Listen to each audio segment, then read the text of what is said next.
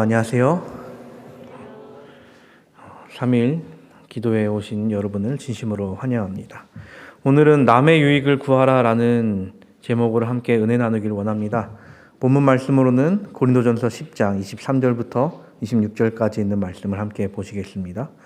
고린도전서 10장 23절부터 26절까지 있는 말씀 함께 보실 때에 제가 봉독할 때에 눈으로 따라 읽어주시기 바랍니다. 고린도전서 10장 23절에 있는 말씀입니다.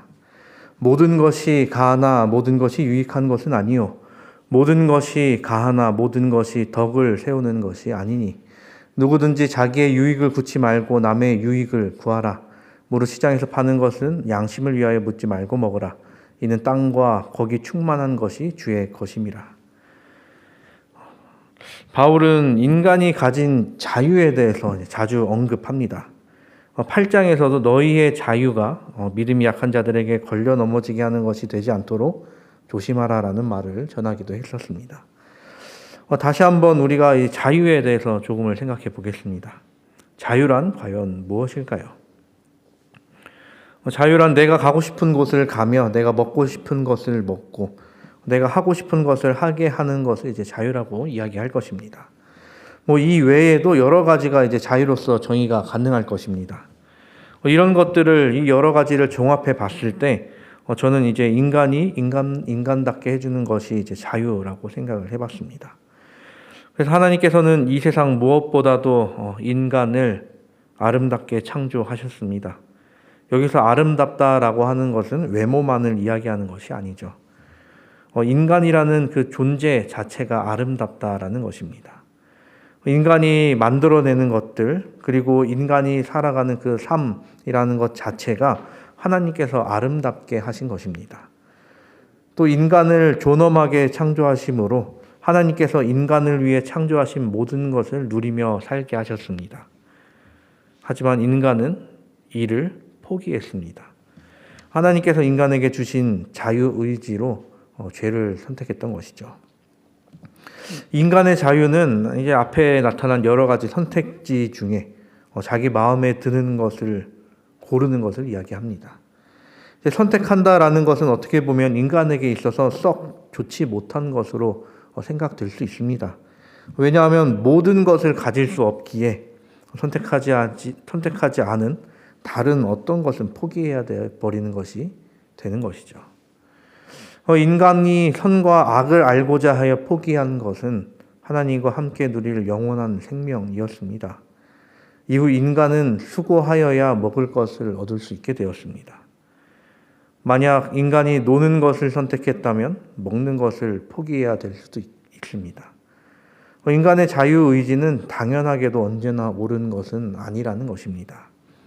사람이 언제나 올바른 선택을 하며 살아갔다면 우리가 이렇게 살지는 않았겠죠. 여전히 에덴 동산에서 살아갔을 것이며 하나님과 함께 행복한 삶을 살았을 것입니다. 하지만 인간의 잘못된 선택은 인간을 죄로 인도하고 말았습니다. 돌이킬 수 있는 것도 인간의 선택이었지만 인간은 어떻게 보면 돌이키는 것을 선택하기보다 나 자신을 지키는 것을 선택하고 만 것이죠.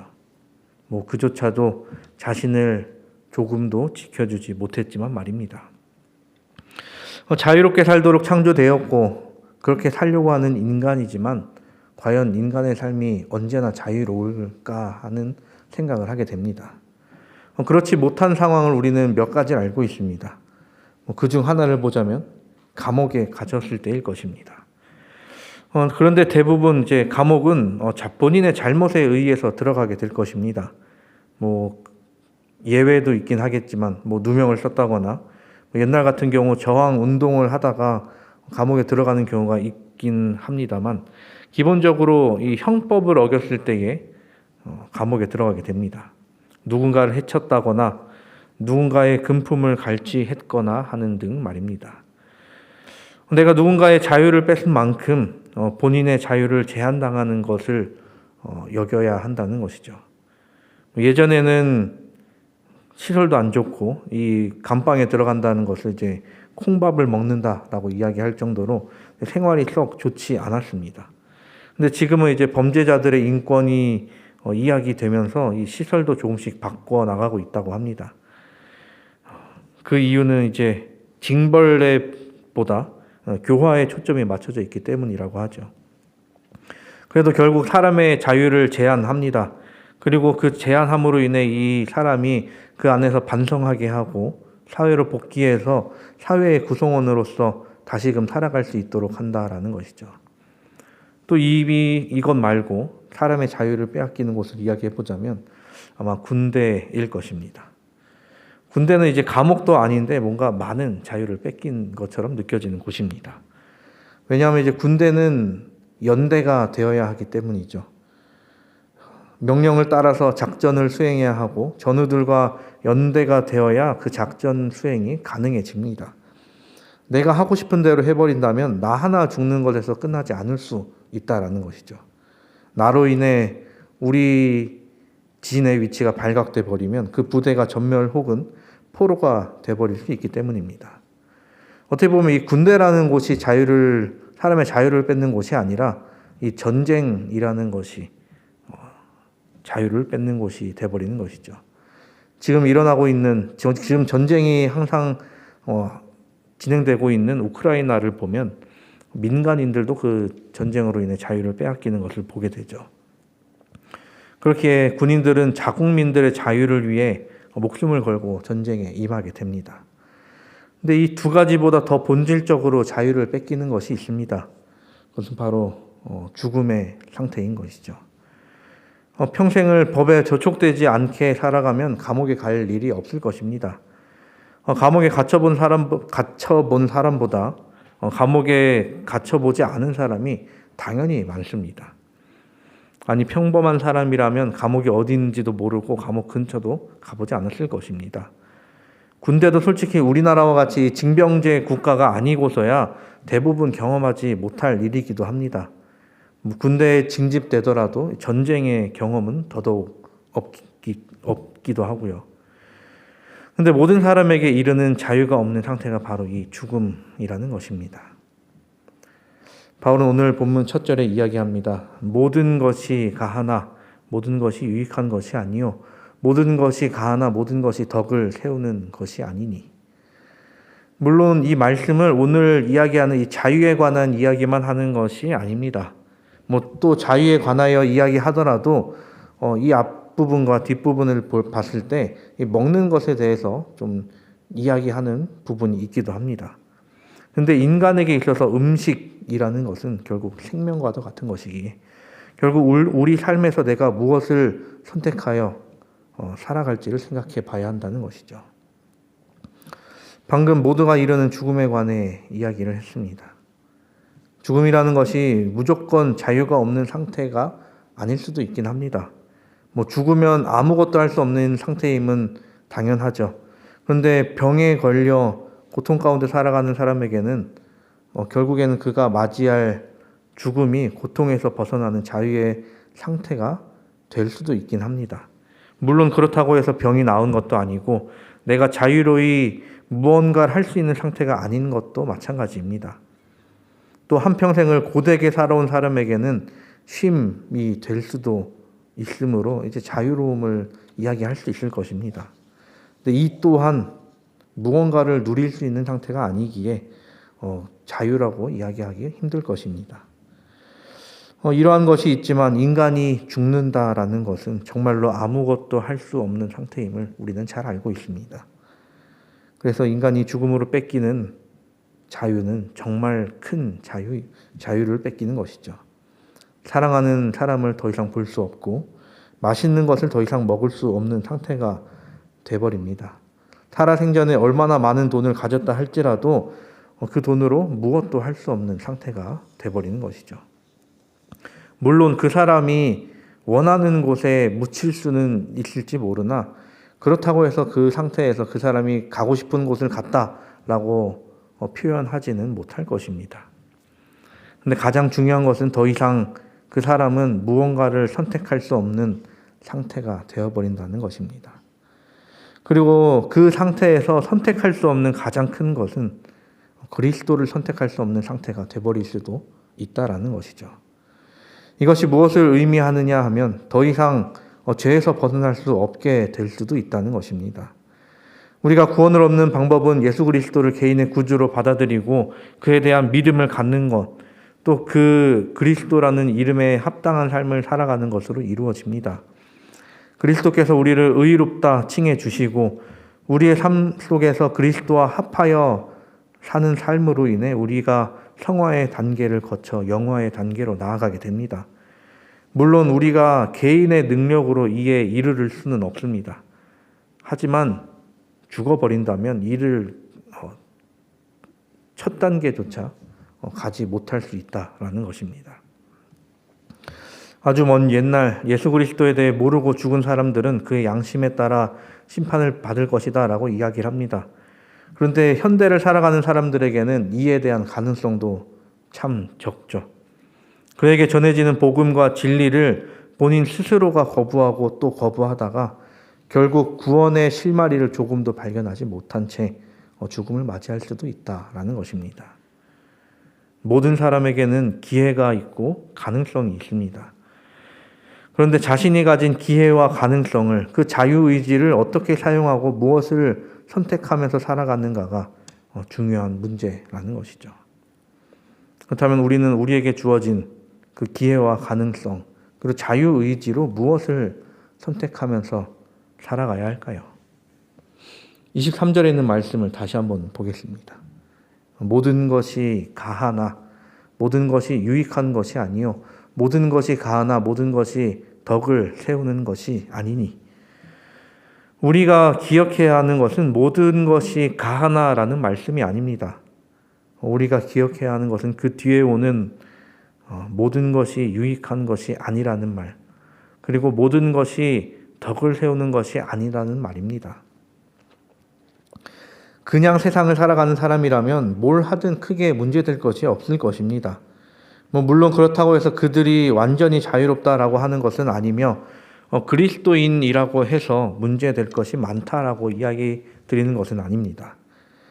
그리스도인이라면 그에 합당한 삶을 살아야 한다라고 말씀을 드리는 것이죠. 지난번에도 말씀드렸고 몇 번 말씀드렸던 것 중 하나가 그리스도인에게 그리스도를 빼면 그냥 사람만이 남는다는 말이었습니다. 우리는 그리스도인입니다. 또 우리는 그리스도라는 이름을 가지고 사는 사람입니다. 그렇기에 그리스도인이라는 이름에 걸맞은 삶을 살아야 하는 것이 마땅하다라는 것이죠. 그렇다면 그리스도인으로서 어떻게 살아가야 하느냐라는 것입니다. 그래서 바울은 24절에 이야기합니다. 누구든지 자기의 유익을 구하지 말고 남의 유익을 구하라. 이 말씀은 어떻게 보면 그리스도께서 어떻게 사셨는지를 나타내는 말씀입니다. 예수께서는 자기 자신을 위해 주장하는 법이 없으셨습니다. 예수님께서는 모든 인류를 위해 그 일을 행하셨습니다. 말 그대로 이타적인 삶을 살아내셨던 분이시죠. 예수님과 같이 우리도 그리스도인으로서 이타적인 삶을 사는 것이 삶을 사는 것을 목표로 해야 하는 것입니다. 물론 제가 그렇게 살기 때문에 말씀드리는 것은 아닙니다. 아직 한참 부족한 것을 알고 있지만 이 말씀을 드리는 것은 우리가 함께 이루어 나가야 해야 할 일이기 때문입니다. 사람이 자기 자신을 위하여 사는 것은 누구라도 할 수 있습니다. 자유를 가지고 나의 자산을 늘리기 위해 남보다 더 많은 것을 가지기 위해 일하는 것은 누구나 할 수 있는 일입니다. 하지만 내가 가진 자유를 가지고 남을 유익하게 하는 것은 아무나 할 수 있는 일이 아니라는 것입니다. 그렇기에 세상 어떠한 것보다 가치 있으며 세상 어떠한 것보다 희소성이 있다라는 것입니다. 바울은 어떻게 보면 이 말에 대해서 조금 더 강하게 이야기하죠. 자기의 유익을 구하지 말라. 어떻게 보면 자기의 유익을 구하는 것을 거의 이제 금기하다시피 하는 말인데 이 부분은 솔직히 힘든 부분이 없지 않아 있습니다. 자기의 유익보다 다른 사람의 복리를 우선 고려하는 것은 어떻게 보면 사람의 이 본성을 거스르는 일인 것인데 당연히 쉬울 리가 없습니다. 딸기가 앞에 잔뜩 쌓여 있어도 가장 이뻐 보이고 가장 맛있어 보이는 것에 이제 자연스럽게 손이 가는 것이 사람이죠. 그런데 이는 인간의 본성의 기본값을 이제 범죄 이후로 잡고 있기 때문입니다. 사람은 범죄 이후 하나님께 불순종한 이후 자기 자신을 가장 우선시하게 되었죠. 하나님께서 아담과 하와를 찾으시고 너희가 왜 선악과를 먹었느냐라고 했을 때 그들이 했던 대답은 누가 먹으라고 시켜서 먹었다라는 것이었습니다. 자기가 한 선택이었지만 자신이 잘못했다라고 이야기하는 것이 아니라 하나님께서 저에게 주신 누군가가 라고 이야기를 하면서 그 누군가를 이야기하고 하나님을 이야기하며 나에게는 잘못이 없다라고 둘러대는 것이 인간이었습니다. 그래서 범죄 이후에 선악과를 먹자마자 사람에게 다가온 그 바뀐 본성은 자기 유익을 구하는 것이 가장 우선시 됐다라는 것이었습니다. 그런데 우리는 영원히 살기를 원하는 존재들입니다. 영원히 산다라는 것은 혼자서 잘 먹고 잘 사는 것을 이야기하는 것이 절대 아니죠. 하늘에서 하나님과 함께 살며 나와는 다른 영원히 사는 사람들과 함께 행복을 누리며 사는 것을 이야기합니다.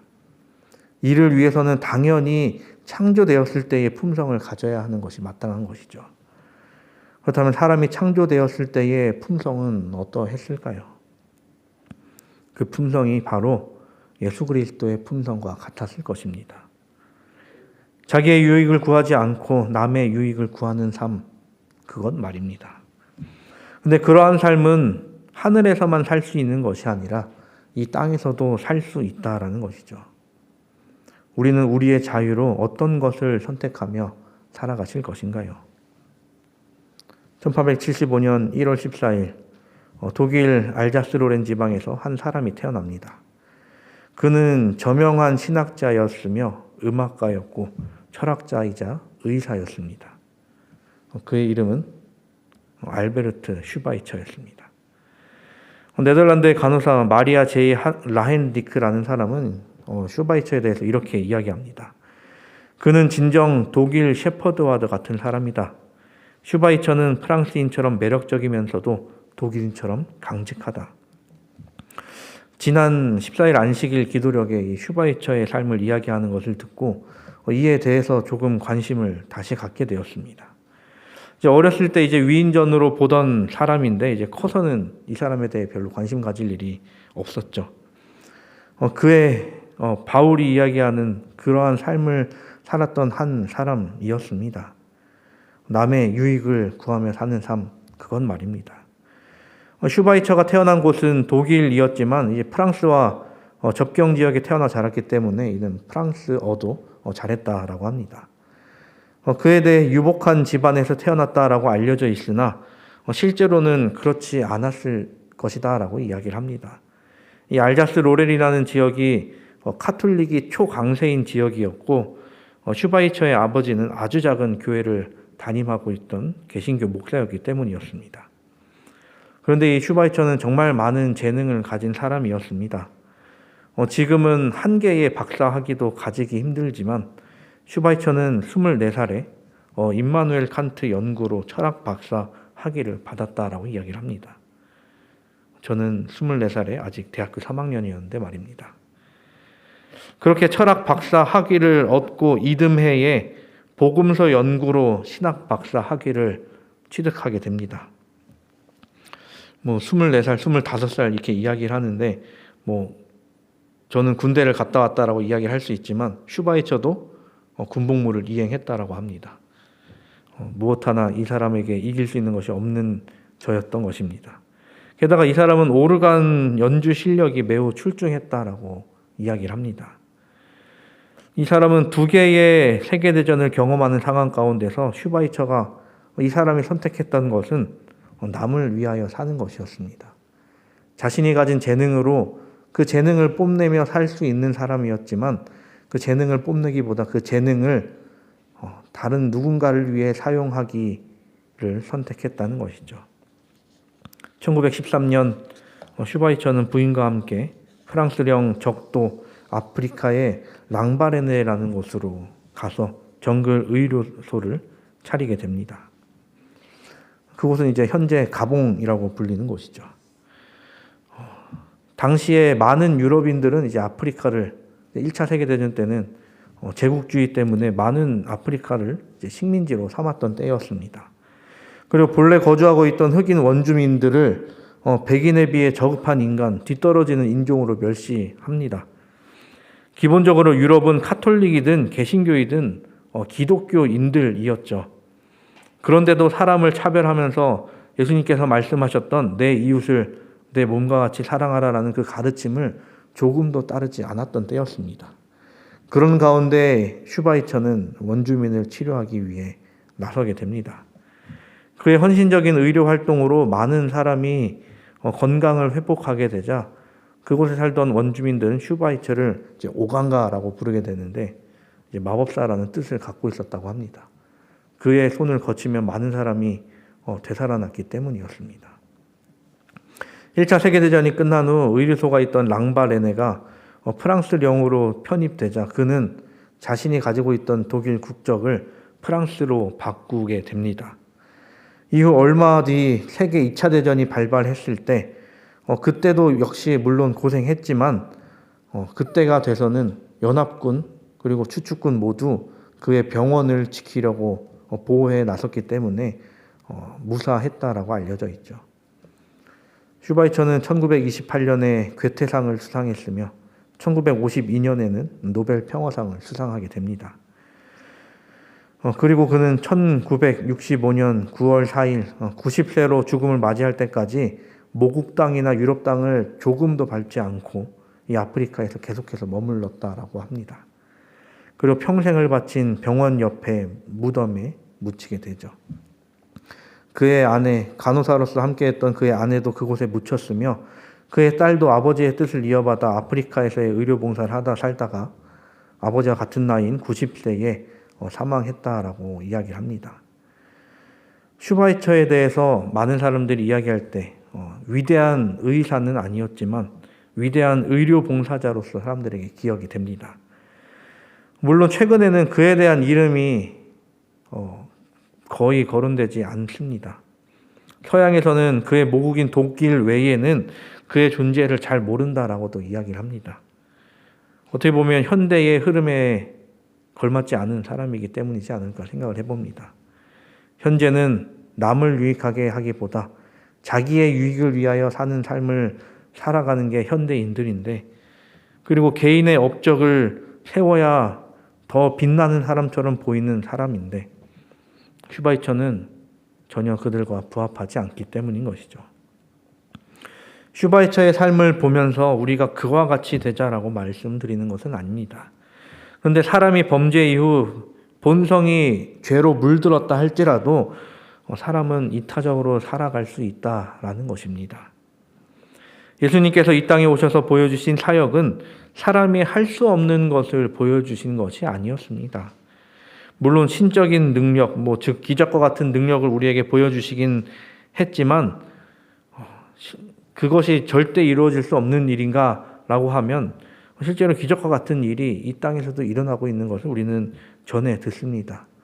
예수님이 하셨던 그 기적을 제자들도 했으며 바울도 그 기적을 일으킨 것을 우리는 잘 알고 있습니다.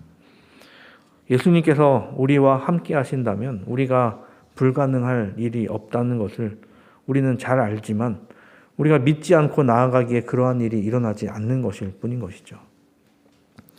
예수님의 이타적인 삶은 우리도 그렇게 살 수 있기에 예수님께서 그렇게 보여주셨던 것입니다. 성령을 받은 예수님의 제자들이 그러했고 바울 또한 그러했으며 우리의 믿음의 선조들 또한 그러했습니다. 우리가 남에게 유익이 되기 위해 여러 가지가 필요하다고 생각할 수 있습니다.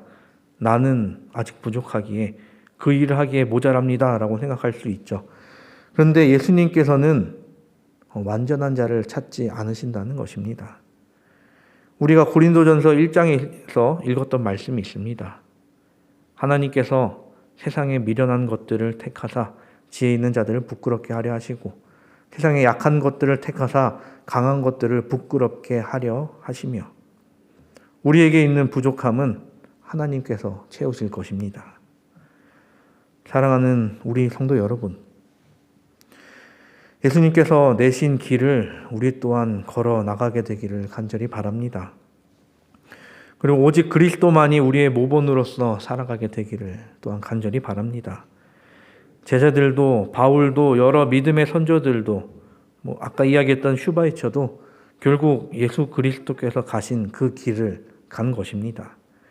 우리가 가는 길이 제자들이나 슈바이처의 뒤를 따라 걷는 것이 아니라 예수님의 뒤를 따라 걸어야 하는 것이죠. 그렇게 사람의 생각이 아니라 그리스도의 마음을 갖고 예수께서 하신 일을 하게 되는 우리 모두가 되기를 간절히 바랍니다. 인류의 유익을 위해 자기의 목숨을 쫓아 내놓으신 예수 그리스도, 이 땅에서도 더 낮은 곳으로 향하여 도움이 필요한 사람을 살피셨던 그러한 그리스도, 도움이 필요한 사람에 대하여 그 손길을 뿌리치지 않으신 그 그리스도 말입니다. 그런 그리스도의 마음으로 그리스도께서 이루신 것을 우리가 사는 이 땅에서도 이루게 되기를 간절히 바랍니다. 그리스도가 필요한 이들을 위해 그들에게 나아가 그리스도를 전하고 그리스도의 능력을 나타내며 구원의 길이 그들 앞에도 펼쳐지게 하도록 하는 그러한 우리가 되기를 간절히 바랍니다. 하루하루 우리의 삶이 그리스도의 삶과 더 닮아가는 그러한 삶을 살아가는 우리 모두가 되기를 바라며 말씀을 드리도록 하겠습니다.